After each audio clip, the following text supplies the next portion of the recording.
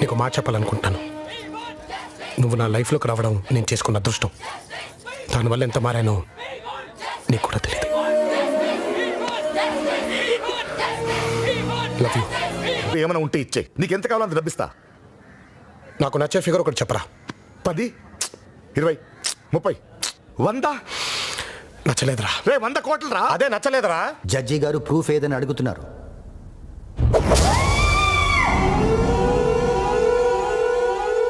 Where is the proof? Proof నేనే, your honour. ప్రత్యక్ష సాక్షిని. నువ్వు చూసావా?